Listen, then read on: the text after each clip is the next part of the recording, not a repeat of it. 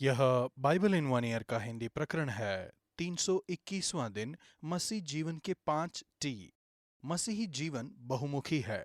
किसी भी दिए गए समय में मैं पाता हूं कि वहां पर कई विभिन्न चीजें एक ही समय में होती हैं। आज के लेखांश में हम ऐसे 5 पहलुओं को देखते हैं जो सभी शुरू होते हैं अंग्रेजी के अक्षर टी से।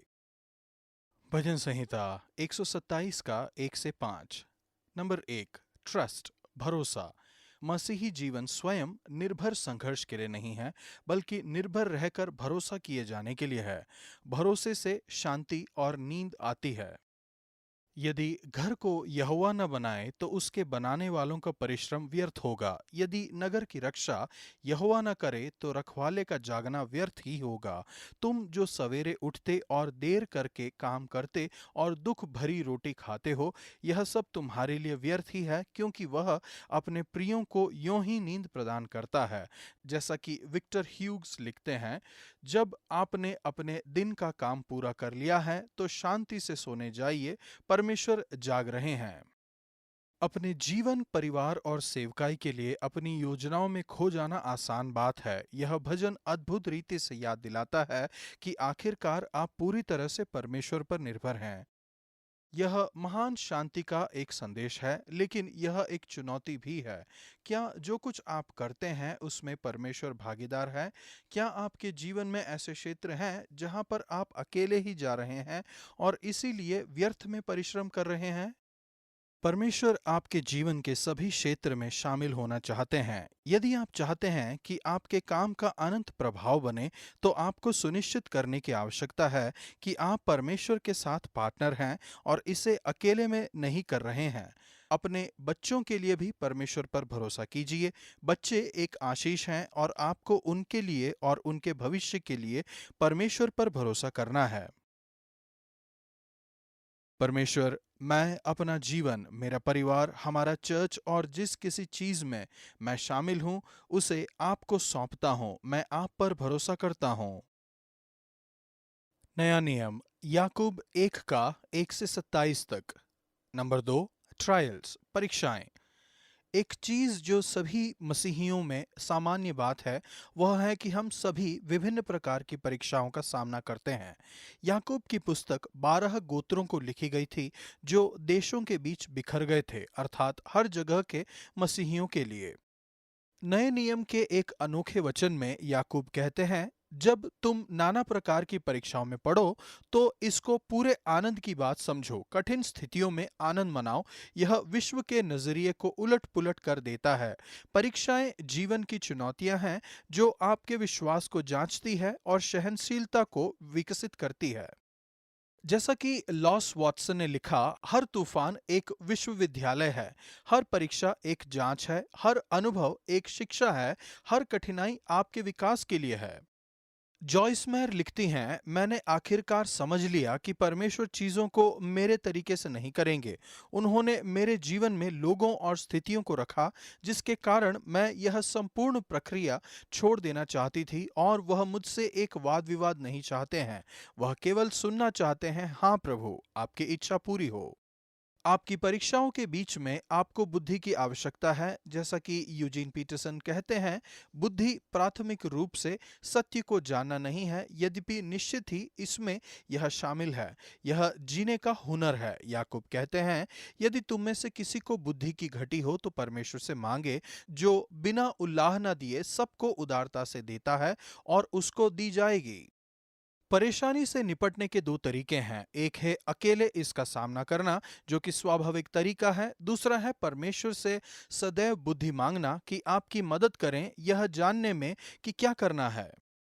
याकूब तुम्हारे विश्वास के परखे जाने की बात करते हैं। वह आगे कहते हैं, धन्य है वह मनुष्य जो परीक्षा में स्थिर रहता है, क्योंकि वह खरा निकलकर जीवन का वह मुकुट पाएगा जिसकी प्रतिज्ञा प्रभु ने अपने प्रेम करने वालों से की है। यह लगभग ऐसा है जैसे याकूब कह रहे हैं कि संपूर्ण जीवन एक परीक्षा है। यदि आप परीक्षा में खड़े रहते हैं तो आप जीवन के मुकुट को पाएंगे जिसका वायदा परमेश्वर ने अपने लोगों से किया है जो उनसे प्रेम करते हैं। परमेश्वर कृपया मुझे बुद्धि दीजिए उन सभी निर्णयों के लिए जो मुझे लेने हैं और उन सभी परीक्षाओं के लिए जिनका मैं सामना करता हूँ। नंबर 3, टेम्पटेशन, प्रलोभन। किसी ने एक बार कहा, अवसर शायद से एक बार खटखटाती है, लेकिन प्रलोभन दरवाजे पर ही खड़ा रहता है। विलियम शेक्सपियर ने लिखा, प्रलोभन मेरी कोहनी पर बैठा शैतान है। प्रलोभन आता है जब हम गलत चीजों को करना महसूस करते हैं। प्रलोभन अपने आप में एक पाप नहीं है, इसके बजाय यह युद्ध की एक पुकार है। प्रलोभन कहाँ से आता है? निश्चय ही परमेश्वर की ओर से नहीं। याकूब कहते हैं, जब किसी की परीक्षा हो तो वह यह ना कहे कि मेरी परीक्षा परमेश्वर की ओर से होती है, क्योंकि न तो बुरी बातों से परमेश्वर की परीक्षा हो सकती है और न वह किसी की परीक्षा आप करता है। अक्सर बाइबल में प्रलोभन को शैतान की ओर से आते हुए देखा गया है। सांप ने आदम और हव्वा को प्रलोभित किया। शैतान ने अय्यूब पर प्रहार किया। शैतान के द्वारा यीशु की परीक्षा हुई। किंतु शैतान हमारी बुरी इच्छाओं पर काम करता है। प्रत्येक व्यक्ति अपनी ही अभिलाषा से खींचकर और फंसकर परीक्षा में पड़ता है। फिर अभिलाषा गर्भवती होकर पाप को जन्म देती है और पाप बढ़ जाता है तो मृत्यु को उत्पन्न करता है। पाप हमेशा एक धोखा है। याकूब लिखते हैं, हे मेरे प्रिय भाइयों, धोखा न खाओ। अच्छी चीजें परमेश्वर की ओर से आती हैं। हर एक अच्छा वरदान और हर एक उत्तम दान ऊपर ही से है और ज्योतियों के पिता की ओर से मिलता है, जिसमें न तो कोई परिवर्तन हो सकता है और न अदल बदल के कारण उस पर छाया पड़ती है। आपको धोखा दिया गया है जब आप सोचते हैं कि आपको उन चीजों की आवश्यकता है जो अच्छी नहीं है। अदन की वाटिका में यह धोखा दिया गया था कि आदम और हव्वा ने सोचा कि उन्हें बुराई और अच्छाई दोनों का अनुभव करने की आवश्यकता थी। परमेश्वर चाहते हैं कि आप केवल अच्छाई का अनुभव करें। हर बार जब आप गलत चीजों को करना महसूस करते हैं और सही करना चुनते हैं, तब आप वयस्कता, सामर्थ्य और बुद्धि में बढ़ते हैं। परमेश्वर, आपका धन्यवाद कि हर अच्छा और सिद्ध उपहार आप ही की ओर से आता है। होने दीजिए कि मैं ऐसा धोखा न खाऊं कि गलत चीजों की इच्छा करने लगूं। नंबर 4, टंग, जीभ। आपके चरित्र की एक परीक्षा है आपकी जीभ। याकूब जीभ के विषय में बहुत कुछ बताते हैं। जीभ पर लगाम दो, अपने मुंह पर नियंत्रण रखो।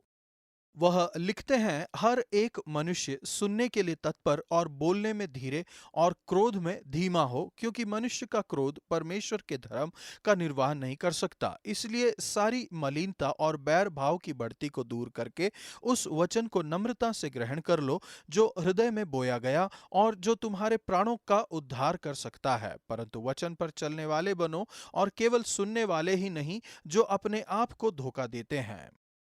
परमेश्वर के वचन में आपको बदलने की सामर्थ है। आपको अपने अंदर परमेश्वर की इच्छा को मजबूती से जड़ पकड़ने देना है, इसे सुनना है और फिर वह करना है जो वह कहते हैं, बहुत बकवास करने के बजाय। परमेश्वर के वचन को सुनिए और अपने जीवन से सभी बुरी चीजों को बाहर निकाल दीजिए। सुनिए, यद्यपि यह पर्याप्त नहीं है। वचन पर चलने वाले बनिए और केवल सुनने वाले ही नहीं जो अपने आप को धोखा देते हैं। यदि आप वह करेंगे जो यह कहते हैं तो आप आशीष पाएंगे। इसमें शामिल है कि अनाथों और विधवाओं के क्लेशों में उनकी सुधि लें और अपने आप को संसार से निष्कलंक रखें। परमेश्वर, आज मेरी सहायता कीजिए कि अपनी जीभ पर लगाम रखूं। मेरी सहायता कीजिए कि मैं सुनूं, विशेष रूप से परमेश्वर के वचन को। पुराना नियम, यहेजकेल 32 का 1 से 33 के 20 तक। नंबर 5, टर्न, फिरना। परमेश्वर चाहते हैं कि सब मनुष्यों का उद्धार हो और वे सत्य को भली भांति पहचान लें। पहला तिमुथियुस 2 का 4। शब्द फिरना या फिरते हैं यहेजकेल अध्याय 33 में 7 बार दिखाई देता है। परमेश्वर ने यहेजकेल को एक पहरेदार के रूप में नियुक्त किया। वह इसका लेखा जोखा देने वाला था। परमेश्वर ने उससे कहा, तू दुष्ट को उसके मार्ग के विषय में चिताए कि वह अपने मार्ग से फिरे। यहेजकेल 33 का 9। यदि आप उस संदेश को बताते हैं जो परमेश्वर आपको देते हैं, तो आप परिणामों के लिए उत्तरदायी नहीं हैं। यहेजकेल केवल इस बात के लिए उत्तरदायी थे यदि वह चेतावनी नहीं देंगे। यह परिवार, मित्र और उनके विषय में एक महत्वपूर्ण बात है, जिनके विषय में आप जानते हैं कि वे यीशु के अनुयायी नहीं हैं। उदाहरण के लिए अल्फा में आए मेहमान। आपका उत्तरदायित्व है उनसे प्रेम करना, उन्हें उत्साहित करना और सुसमाचार को सुनने के लिए उन्हें अवसर प्रदान करना। यह बात बहुत ही निराश करती है जब वे सकारात्मक रूप से उत्तर नहीं देते हैं, किंतु उनके निर्णय का भार अपने कंधों पर मत लीजिए।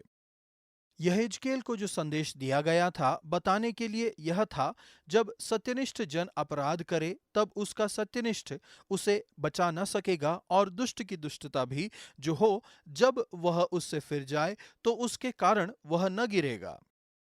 परमेश्वर कहते हैं, मैं दुष्ट के मरने से कभी भी प्रसन्न नहीं होता, परंतु इससे कि दुष्ट अपने मार्ग से फिरकर जीवित रहे। हे इस्राएल के घराने, तुम अपने अपने बुरे मार्ग से फिर जाओ, तुम क्यों मरो? परमेश्वर चाहते हैं कि हर कोई अपने पाप से मन फिराए और एक सत्यनिष्ठ और न्याय वाला जीवन जीना शुरू कर दे।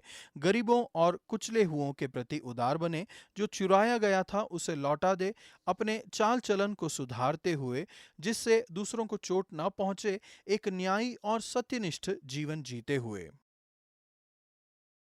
परमेश्वर, मेरी सहायता कीजिए कि बुराई से दूर हो जाऊं और जीवन को पाऊं और दूसरों को उनके जीवन में, अल्फा में, हमारे चर्च में और विश्व भर के चर्च में बहुत से लोगों को आपकी ओर फिरते हुए जीवन पाते देख पाऊं।